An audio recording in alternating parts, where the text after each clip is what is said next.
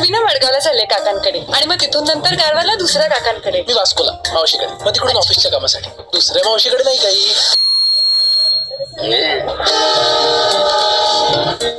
मला वाटायचं माझं लग्न अशा मुलीशी व्हावं, तिच्याकडे बघितल्यावरच असं वाटलं पाहिजे की यार शी इज स्मार्ट, ब्युटिफुल. पुस्तक वाचताय काय? डोरेमॉन बघते. येत आहे? पण मुळात ती तशी नव्हतीच. मला तरी वाटतं खूपच थ्रिल असायला हवं आयुष्यात. म्हणजे मला ना उंचावरून पाण्यात उडी मारायची आहे आणि गाडीची चेन ओढायची आहे. चेन का खेचली? मी नाही खेचली हो, तीच आली माझ्याकडे. हो ना, प्रेमात पागलच होती ना तुमच्या. आता आपण जे काय करतोय ना त्यालाच तर जगणं म्हणतात. तर आपल्यामध्ये आणि आपल्या लगेज मध्ये काय फरक? तुम्ही अशा असाल असं कधी वाटलं नव्हतं. मी अशीच आहे, तुम्ही मला असं कधी पाहिलं नव्हतं.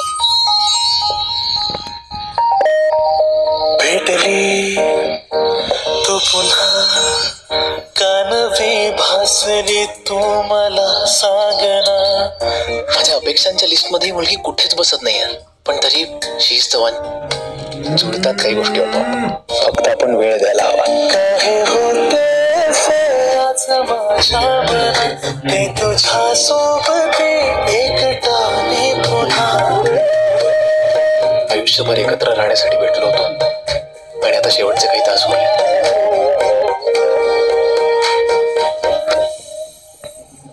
अश्विनी, कालपासून एवढा वेळ तुम्ही माझ्यासोबत घालवला.